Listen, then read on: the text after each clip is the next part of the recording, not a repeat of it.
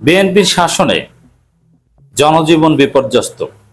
জনজীবনে এক কঠিন পরিস্থিতি, এক বিভীষিকা নেমে এসেছে, যেটা একবিংশ শতাব্দীর তথ্য প্রযুক্তির সর্বোচ্চ উৎকর্ষতার এই যুগে, সভ্যতার সর্বোচ্চ উৎকর্ষতার এই যুগে অকল্পনীয়। দর্শক, বাংলাদেশে যারা আছেন ভালোভাবেই জানেন, বাংলাদেশে এই মুহূর্তে ভয়াবহ লোডশেডিং। হ্যাঁ, এক সময় লোডশেডিং নিত্য নৈমিত্তিক ব্যাপার ছিল। 24 ঘন্টা 18 ঘন্টা বিদ্যুৎ থাকতো না, আর 6 ঘন্টা থাকতো, কিন্তু সেই যুগ এখন আর নাই। সভ্যতা এখন সর্বোচ্চ উৎকর্ষতার একটা সময় পার করছে। এখন রিনিউয়েবল এনার্জির যুগ, এখন সবকিছুর বিকল্প আছে, এখন ওয়ার্ল্ড ইন্টারকানেক্টেড। এক জায়গায় সমস্যা হলে আরেক জায়গার মাধ্যমে সমাধান করা হয়। এই বাস্তবতায় মানুষ বিদ্যুৎবিহীন ভাবে এই গরমে, তীব্র গরমের মধ্যে তীব্র কষ্টে থাকবে, শিল্প কারখানার চাকা ঘুরবে না, এটা হতাশাজনক। তার আগে এই জিনিসটা আপনাকে বুঝতে হবে যে এখন হচ্ছে পৃথিবী সর্বোচ্চ উৎকর্ষতার সময় পার করছে। এর চাইতে উন্নত সময় আর কখনোই আসবে না, বরং এরপরে যেটা দেখবেন সেটা হচ্ছে অবনতি। পৃথিবীতে আবিষ্কার, উন্নত, এগুলো সবকিছুর সমাপ্তি মূলত এখানেই। কারণ এমন কিছু নেই যেটা আবিষ্কার হয়নি। সর্বশেষ সর্বাধুনিক আবিষ্কার এআই, আর্টিফিশিয়াল ইন্টেলিজেন্স। এআই এর মাধ্যমে কি করা যায় না, কি করা যায়, আপনি অবাক হবেন এ বিষয়ে যদি আমরা ঘন্টার পর ঘন্টা আলোচনা করি। তো দর্শক, এই যুগে বিদ্যুৎ থাকবে না, বিদ্যুতের অভাবে কলকারখানা চলবে না, এটা অসম্ভব। বাংলাদেশে 2016 সালে মোটামুটি শতভাগ বিদ্যুতায়িত হওয়ার পর এবং বিদ্যুৎ ব্যবস্থার উন্নতির পর সবচেয়ে ভয়াবহ লোডশেডিং এর সময় পার করছে এই বিএনপি শাসন আমলে। 2 মাস আগেও ভয়াবহ লোডশেডিং ছিল, মাঝখানে একটু ভালো, এখন আবার মারাত্মক অবস্থা, বিদ্যুৎ থাকে না, ভয়াবহ অবস্থা। তো দর্শক, একদিকে মানুষ লোডশেডিং এ তাদের জনজীবন বিপর্যস্ত, আর বিদ্যুৎ, এখন পৃথিবীর সবকিছু বিদ্যুৎ নির্ভর। আপনি জানেন, যে কোনো চাকরি, ব্যবসা, সবকিছু বিদ্যুৎ নির্ভর। বিদ্যুৎ নাই মানে দুনিয়া অচল। শুধু মানুষ গরমে কষ্ট পায় তা না, সবকিছু, এমনকি অনেকে রান্না বান্নাও বন্ধ, অনেক কিছু বিদ্যুতের সাথে রিলেটেড। তো বাংলাদেশে বিদ্যুতের যে একটা ভয়াবহ পরিস্থিতি, এটা আপনারা সবাই ফিল করছেন, এটা আমাদের বলার দরকার নেই। এরই মধ্যে আবার বিদ্যুৎ বিল নিয়ে এক মহা তুলকামাল কাণ্ড।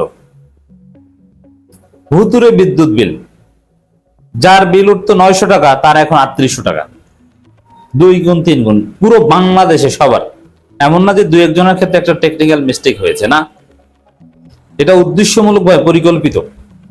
যেমন যেখানে বিদ্যুৎ বিল আপনার 1000 টাকা, সেখানে যদি 4000 টাকা নিতে পারেন, তাহলে আপনার কয়েক হাজার হাজার কোটি টাকা বেশি আপনি ফাও পেলেন। এই সরকারের ইনকাম 1 টাকাও বাড়েনি, এবং রেভিনিউ কালেকশন করতে পারছে না, ট্যাক্স কালেকশন করতে পারছে না, যার ফলে সরকারকে চলতেই কষ্ট হচ্ছে, বাজেট সাপোর্টের লোন পাচ্ছে না। কি করবে এখন? জনগণের পকেট কাটছে ভুতুরে বিদ্যুৎ বিলের মাধ্যমে। এটা সরকার পরিকল্পিতভাবে করেছে, এবং এই প্রযুক্তি কিন্তু হাসিনা চীন থেকে এনেছিলেন, যে কিভাবে বিদ্যুৎ বিল অটো বাড়িয়ে দেওয়া যায়, ব্যবহার যাই হোক, কেউ ধরতে পারবে না। আপনি অভিযোগ করবেন, চিল্লি করবেন, কোনো লাভ নাই। আপনি রিক্সা চালান আর ভ্যান চালান, আগে 12 ঘন্টা রিক্সা চালাতেন, এখন 18 ঘন্টা রিক্সা চালিয়ে হলো আপনার এই বিদ্যুৎ বিল দিতে হবে, অথচ আপনি ব্যবহার করছেন যা তার চাইতে কয়েক গুণ বেশি আপনাকে দিতে হচ্ছে। এইভাবে সরকার জনগণের উপর জুলুম করছে। ইনফ্লেশন তো আছেই, দ্রব্যমূল্যের ভয়াবহ ঊর্ধ্বগতি। দর্শক, এরই মধ্যে আবার মরার উপর খাড়া রাখা গ্যাস সংকট, গ্যাসের দাম বাড়িয়ে দিয়েছে, আবার গ্যাস সংকট। আপনি গাড়ি বা বিভিন্ন কারখানা যেগুলো গ্যাসের মাধ্যমে চালান, আপনি সিএনজি পাম্পে লাইন দিয়েও গ্যাস পাবেন না। মানে 2 দিন গ্যাস সংকট, 2 দিন তেল সংকট, শুধু সংকট আর সংকট। বিএনপি যে আসলে একটা অপদার্থ সরকার, এটা হারে হারে আমরা টের পাচ্ছি। এদের ক্যাপাসিটি, ফ্যাসিস্ট হলো আওয়ামী লীগের ক্যাপাসিটি ছিল, কিন্তু বিএনপির ক্যাপাসিটি নেই। এরা পারবে না ফ্যাসিস্ট হতে, পারবে না দেশের মানুষকে ভালো রাখতে, কিছুই তো পারছে না। দর্শক,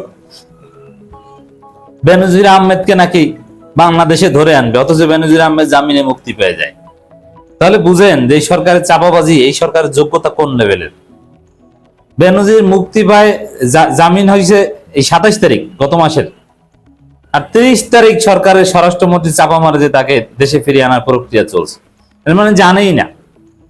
এই উদাহরণটা এই আলোচনার মধ্যে আনলাম এই কারণে যে সরকার একটা ধৈর্য সরকার, এদের কোনো সামর্থ্য নাই, ক্যাপাসিটি নাই, যোগ্যতা নাই, অযোগ্য সরকার।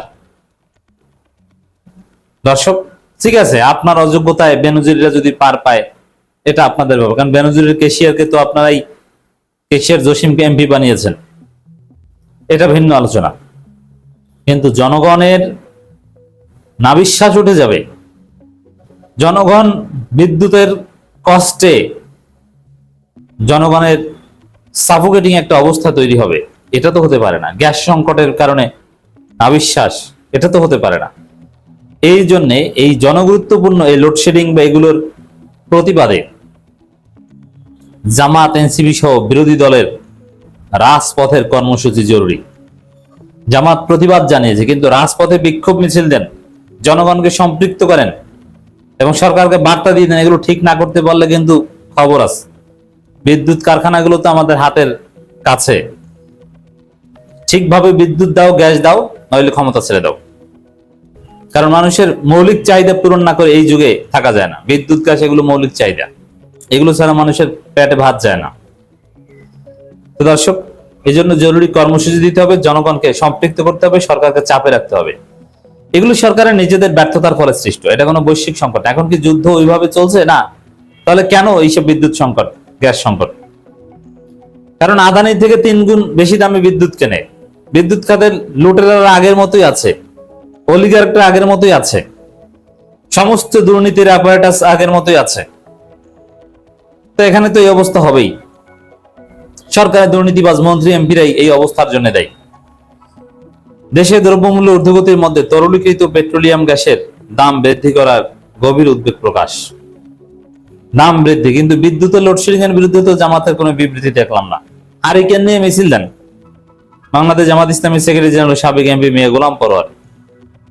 এক বিবৃতিতে দেশে দ্রব্যমূল্যের ঊর্ধ্বগতির মধ্যে তরলীকৃত পেট্রোলিয়াম গ্যাসের, মানে যেটাকে এলপিজি বলা হয়, দাম বৃদ্ধি করায় গভীর উদ্বেগ প্রকাশ করেছেন। বিবৃতিতে তিনি বলেন, এমনিতেই দেশে নিত্যপণ্যের ঊর্ধ্বমুখিতায় দিশেহারা সাধারণ মানুষ, এর মধ্যে গৃহস্থলিতে ও গাড়িতে ব্যবহৃত এলপিজি ও অটো গ্যাসের মূল্য নতুন করে বাড়ানোয় ভোক্তাদের উপর বাড়তি ব্যয়ের বোঝা চাপিয়ে দিয়ে জনজীবনকে দুর্বিষহ করে তুলেছেন সরকার, যা খুবই উদ্বেগজনক। আমি সরকারের এমন জনবিরোধী সিদ্ধান্তের নিন্দা জানাই। এখন এইসব খাতে এমনিতেই অলওয়েজ ভর্তুকি দিতে হয়। এখন ভর্তুকি দিবে কিভাবে? সরকারের তো পয়সা নাই, সব নিজেরা লুটপাট করে খেয়ে ফেলছে। ক্ষমতা থেকে এই বিএনপি সরকার নামলে তখন বুঝবেন, তখন হিসেব পাবেন যে কত হাজার কোটি টাকা তারা বিদেশে পাচার করেছে। অতএব রাজপথে বিএনপিকে চাপে রেখে সাইজ করা, সোজা করা ছাড়া কোনো বিকল্প আমি দেখছি না।